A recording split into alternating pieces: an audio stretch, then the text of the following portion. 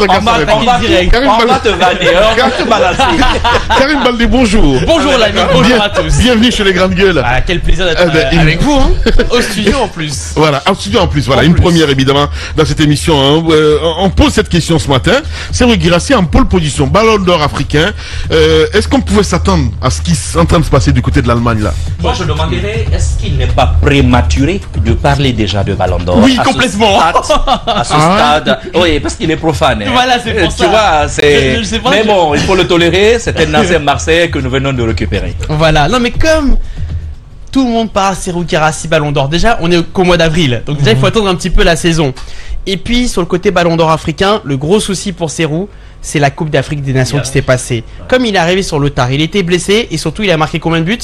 Zéro. Donc c'est difficile de prétendre un ballon d'or africain une année de CAN quand on n'a pas marqué de but et quand on n'a pas pesé sur son équipe. Après, sa saison est exceptionnelle, hein, attention. Sa saison est exceptionnelle. Voilà. Et on a eu 2010 avec le vrai ballon d'or, ou si tu veux, le ballon d'or. Oui. Et 2010, hein. C'est sûr, mais des cas comme ça, c'est assez rare finalement. Et en année de compétition officielle, surtout avec la CAN, c'est ça qui va peser. Comme le ballon d'or, Messi a eu le ballon d'or, on a discuté, oui, non. Mais bon, la Coupe du Monde avait pesé. Donc là, je veux pas décevoir l'ami Guirassy. Mais lorsque nous prenons. Moi, je suis un peu perdu par rapport aux critères quand même. Parce que quand tu parles de la CAN, c'est très simple, Amine. C'est très simple, Amine. C'est des critères. Il y a des critères quand même. Il y a des critères, il y a des votants. Mais je crois très bien, à ma connaissance, permettez-moi. À ma connaissance, je pense que les statistiques du footballeur, que ce soit en CAN ou les statistiques du footballeur dans son club à l'international comptent. On a vu le cas de Victor Osimhen. On va pas dire que Victor Osimhen a eu le ballon d'or pour ce qu'il a fait au Nigeria ou en Afrique. Il a eu le ballon d'or parce qu'il a remporté il a gagné un grand championnat. Un grand championnat et il a été meilleur buteur de ce championnat. Oui, mais ce sera pas le cas de Serhou Guirassy. Ça peut plaider. Mais c'était pas une année de compétition africaine, c'est ce qu'il dit. Exactement. Lorsque c'est une année de grande compétition telle que la CAN ou la Coupe du Monde, généralement ces compétitions-là vont vraiment primer. C'est le meilleur. Donc il y a des handicaps. Oui, mais renversons la pyramide. Renversons la pyramide. Dans la Coupe d'Afrique, il n'y a particulièrement pas de joueur qui peut être, en pole position pour ce ballon d'or, pour avoir fait un tel exploit en Coupe d'Afrique, et qui n'est pas aussi grand dans son championnat ou pas. Le seul que nous connaissons, le bel exemple, c'est bien Serhou Guirassy qui explose tous les records. Oui, mais le problème, tu parlais de Victor Osimhen. Oui. Mais est-ce que Serhou Guirassy va être champion d'Allemagne? Non, le champion d'Allemagne est déjà on le connaît déjà depuis hier. Donc, s'il avait été champion d'Allemagne, là j'aurais dit. Ou même meilleur buteur de la Bundesliga. Alors, il faut peut-être poser la question. Pourquoi parle-t-on de Serhou Guirassy? Quelles sont ses chances? Pourquoi aujourd'hui on pense qu'il pourrait être ballon d'or d'Africain? Parce qu'il est régulier, parce qu'il marque but sur but, parce qu'il joue dans un grand championnat. J'ai dit qu'il serait pas champion, c'est vrai, mais au moins il joue dans un des meilleurs championnats d'Europe, si ce n'est du monde. Et donc un joueur comme Serhou Guirassy, pour un petit club. Oui, pour un club moyen, voilà. Mais un club moyen qui fait une saison exceptionnelle. Il faut quand même le dire. Le haut du tableau cette année. Donc pour moi, Serhou Guirassy, ça peut faire top 5. Top 5 au classement du Ballon d'Or africain. Top 5, podium, j'espère. Après, ça va être compliqué, même si, pour aller un peu dans ton sens quand même, quand on regarde la Côte d'Ivoire, ce sont eux les champions d'Afrique.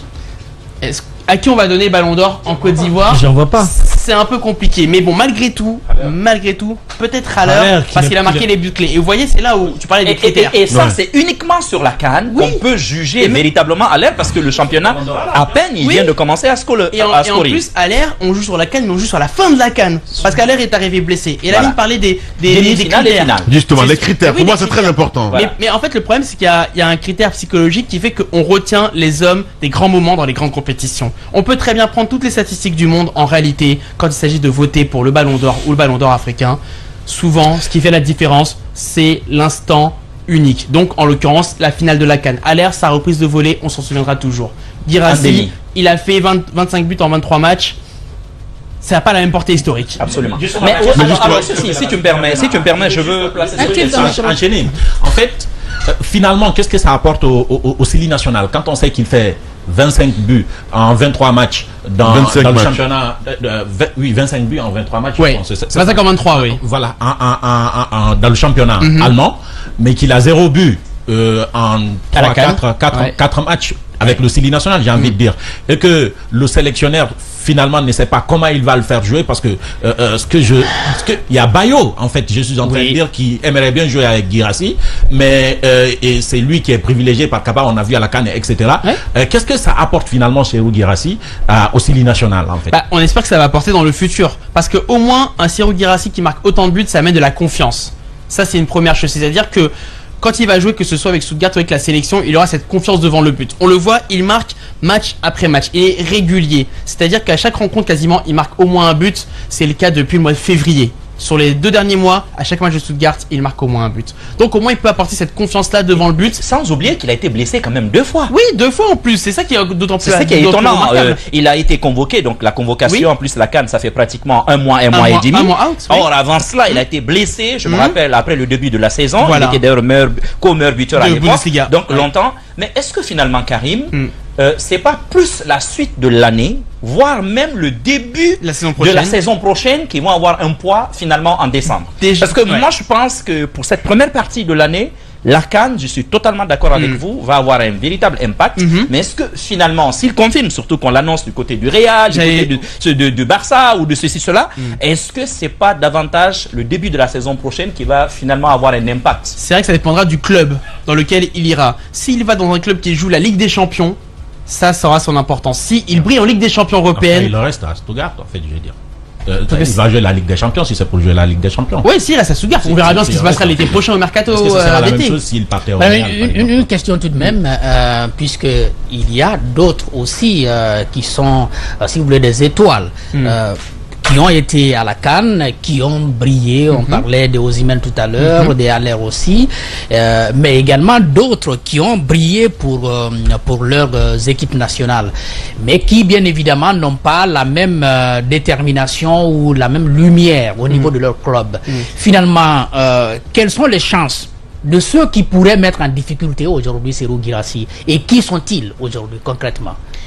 Si je me remémore des joueurs qui ont brillé à la CAN, c'est vrai qu'il y a des joueurs qui sortent de nulle part à la Coupe d'Afrique, qui jouent parfois en 2e, 3e, 4e division. Par exemple, le meilleur buteur de la CAN, l'Équato-Guinéen. Voilà, l'Équato-Guinéen.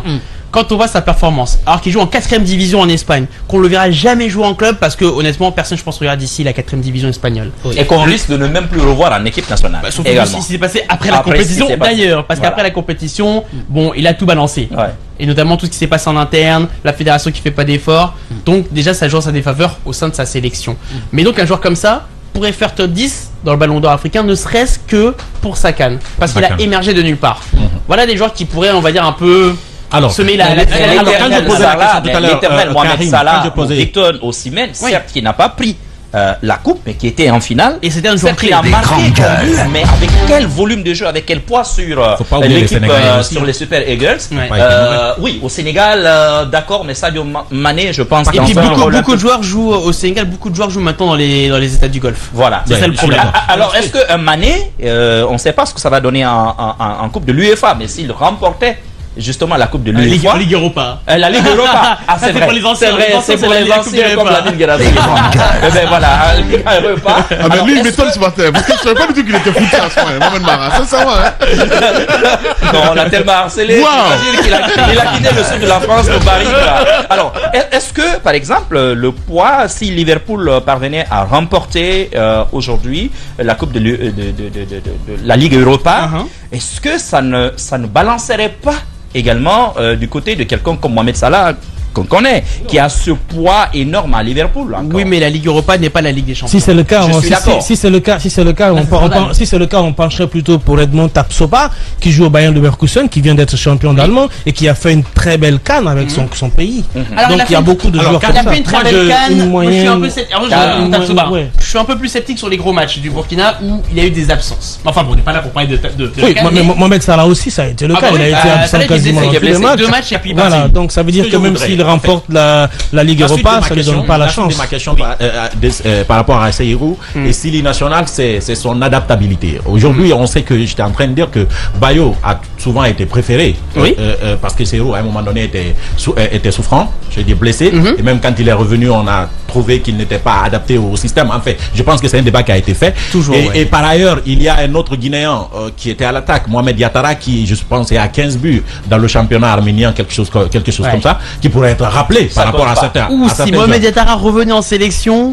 Oui, par exemple. Bah, c'est pas mauvais, je vais dire, c'est pas une mauvaise idée. Il y en a qui sont en sélection qui, quand même, vous savez, voilà ce que vous savez dessus. Je suis en train de dire, est-ce que l'adaptation de Seyrou Guirassy ne serait pas un frein à lui, au sein du Sili national, au fait qu'il ne soit pas prolifique avec le Sili, parce qu'il ne s'adapte pas, il n'arrive pas à s'adapter comme il l'est à Stuttgart? Bah, normalement, si on se dit que Seyrou Guirassy est le joueur cadre de la sélection parce qu'il a marqué autant de buts avec Stuttgart, il faut faire un système qui lui permette de marquer.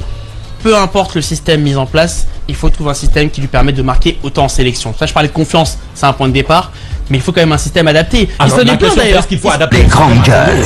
Oui. Est-ce qu'on est à ce niveau, au niveau du système national? Oui, merci, Mohamed Bayo. Il faut tout défaire et l'adapter à ces... il faut avoir une ligne conductrice claire. Donc, pour moi, à un moment donné, si on veut que Seyrou Guirassy marque en sélection beaucoup de buts, notamment dans les matchs éliminatoires qui vont venir pour la prochaine CAN, la Coupe du Monde, il faut faire un système qui tourne autour de lui. Et il s'en était plein d'ailleurs sur Canal+, je crois, il y a quelques mois. Il faut pas être égoïste. Oui, il avait dit mais le système n'est pas fait pour moi. En gros, je résume, mais c'est un peu ça l'idée. C'est quoi le nom du joueur qui nous a fait rater la demi-finale avec la dernière phase? Tu parles de Fasciné, laisse tomber. Oh mais franchement lui. Non mais. Alors, c'est lui. Alors, quand je regarde Seyrou Guirassy, j'ai envie de poser cette question. Qu'est-ce qui explique, je ne dirais pas éclosion, mais qu'est-ce qui explique cette irrégularité? Cette année, on ne l'attendait pas forcément à ce niveau-là. Si on n'avait pas eu cette blessure, et encore une fois, la CAN très mal placée en janvier, probablement qu'il serait aujourd'hui en train de titiller Hurricane. Peut-être même qu'il serait devant, parce que quand on voit le ratio, match et tout, je pense que c'est franchement stratosphérique pour lui. Mais qu'est-ce qui explique, d'après vous, ce qu'on est en train de voir? Parce que côté équipe nationale, il n'y a rien qui existe. Non, mais parfois, il y a des choses qui ne s'expliquent pas, il y a une espèce de déclic. Seyrou Guirassy, avant cette saison, c'était un bon attaquant, mais sans plus. Il n'avait pas marqué 20 buts par saison. Quand il était... Il n'y avait rien de particulier. Voilà, rien de particulier. Moi, je l'avais rencontré à Amiens, à l'époque pour le tout foot, en 2019, je crois, quelque chose comme ça. Et voilà, il jouait dans un petit club de Ligue 1, il marquait 7, 8 buts par saison. Après, à Rennes, ça s'est même pas bien passé. Il a de la chance, il part en Allemagne avec Stuttgart, il marque 14 buts la première année, je crois. Et après, il émerge de nouveau. Mais c'est vrai qu'il y a eu un déclic, et qui s'explique aussi par le fait qu'il y a un autre attaquant, Undav, dont on parle pas beaucoup, mais les deux aussi se tirent. Très complémentaires. Voilà, ils sont très complémentaires. Et quand on a un duo d'attaquants, ça facilite la vie. On espère que Seyrou pourra briller, même sans Undav, si jamais il partait, ou si Undav partait de Stuttgart. Alors, des questions en ligne. D'accord. Donc c'est un binôme en fait, c'est un binôme. C'est un binôme. Ouais, c'est bien. Alors, attendez, on va terminer sur la question du Ballon d'Or, parce que j'avais posé la question sur... Et finalement, ceux qui pourraient le mettre en difficulté, on a parlé que de l'attaquant équato-guinéen. Parce que moi, je suis en train d'observer. De toutes les façons, il reste aujourd'hui l'étoile au niveau de l'Europe. Même si, bien évidemment, sa performance lors de la CAN n'a pas été ça. Est-ce qu'aujourd'hui, il a de concurrents sérieux? C'est ce que j'ai bien envie de comprendre. Oui. Déjà commencer si on prend la Côte d'Ivoire. Une année de CAN. Voilà, une année de CAN, exactement. Il n'y a pas de problème, mais je vais entendre ça. Mais même Osimhen, le problème c'est qu'il a fait une saison, on va dire, moyenne à Naples, parce que Naples a fait une saison moyenne aussi, mais sa CAN plaît dans sa faveur. Même s'il n'a pas marqué beaucoup de buts, mais il a tellement pesé, ça a été le chef d'équipe, et le Nigeria est allé en finale. Quand on voit l'équipe de Côte d'Ivoire, Sébastien Haller, on en parlait, mais il y a d'autres joueurs aussi en Côte d'Ivoire qui, même les vieux entre guillemets de la sélection, un Max Alain Gradel qui a pris sa retraite seul, tous ces joueurs-là ont permis à la Côte d'Ivoire de tenir la baraque dans les moments difficiles qu'ils ont connus pendant la compétition. Donc déjà, ce sont de concurrents déjà. Malgré tout. On parle aussi. Dernière question. Toujours sur la question, c'est est-ce qu'aujourd'hui il y a un joueur africain plus prolifique que Seyrou Guirassy? que ce soit en Europe ou en tout cas pour le continent dans les grands championnats, dans les grands championnats. Est-ce qu'il y a un joueur africain plus prolifique? La deuxième question, c'est est-ce que c'est pas un risque aujourd'hui d'essayer d'adapter un système du Sili National, le système du Sili National, un système sur lequel Kaba Diawara a travaillé depuis qu'il est entraîneur du Sili National. Et est-ce qu'aujourd'hui c'est pas un risque de l'adapter à un Serhou Guirassy complètement? Parce qu'un grand entraîneur, un grand coach, c'est aussi tirer le max de profit des spécificités aussi de ces grands joueurs. Oui, mais on sait que Kaba Diawara ne vise pas spécifiquement sur Serhou Guirassy, hein, pas comme nous. Il se dit qu'il a beaucoup d'autres personnes. Oui, il a un système qui peut jouer dans ça. Il a fait ses choix. Il a fait ses choix. Mais ça, on respecte. Moi, je suis pas entraîneur, donc je respecte les choix de Kaba Diawara. Après, il peut très bien faire un système dans lequel Serhou Guirassy est l'homme clé. Et un autre système si Serhou n'est pas là, s'il est blessé, etc.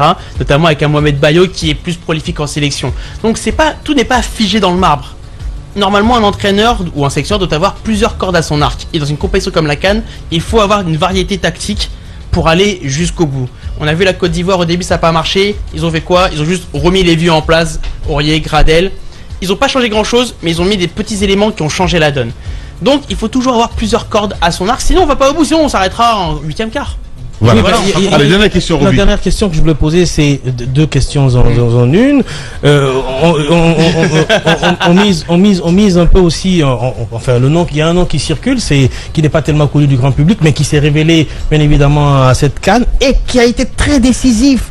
Dans le parcours de la Côte d'Ivoire jusqu'en finale, c'est bien le jeune Edingra qui a marqué le but, qui finalement a qualifié la Côte d'Ivoire en quart, je crois, ou en demi. Donc c'est parti de là. La CAN pour la Côte d'Ivoire est partie de là, de ce but de Simon Edingra. En demi, parce qu'en quart, là, c'est le Maroc qui a fait. En demi, on le cite. Et on parle aussi du nouvellement naturalisé marocain qui joue du côté du Real. C'est vrai qu'il n'a pas joué de CAN, Brahim Diaz, mais qui fait parler de lui. Au cas où il remporterait et la Liga et la Champions League, est-ce qu'il peut être dans le classement? Pas pour être Ballon d'Or, mais est-ce qu'il peut bousculer les échelles? Mais il a un déficit de notoriété. D'accord, on en parle beaucoup dans les cercles footballistiques, c'est un joueur qui commence à être à la mode, mais il n'a pas encore assez de notoriété pour peser chez les votants, à mon avis. Non, il ne pèse même pas encore au Real. Encore que nous parlons ici que des attaquants dans ce classement de Ballon d'Or, mais il y a d'autres postes, comme Mohamed Ali demandait tout à l'heure là, est-ce qu'il y a d'autres joueurs africains plus prolifique que Serhou Guirassy? Je dirais oui, chacun dans son poste. Quand on prend Onana qui a été très critiqué, qui s'est vite repris, ces derniers temps il est extrêmement performant. Le Sénégalais, il a quitté, c'est vrai, il joue maintenant du côté de l'Arabie Saoudite, il ne compte pas. Mais on a par exemple le joueur de Arsenal, le Ghanéen, comment il s'appelle déjà, Thomas Partey, qui est extrêmement incontournable au sein de cette équipe d'Arsenal. Mais il est beaucoup trop dans la saison aussi, Partey. Oui, d'accord, dans la saison, mais il est incontournable en ce moment. Donc c'est pour dire qu'il y a assez de joueurs africains qui sont prolifiques et extrêmement prolifiques, chacun à son poste. Tu as vu, hein, l'ami? Ouais, le football, j'ai compris, hein. J'ai compris que c'est moi qui est en train de convaincre, en fait. Il y a du niveau, il y a du niveau. Il y a du niveau, quoi qu'on dise. Je continue quand même de penser. Je continue quand même de penser que c'est trop tôt.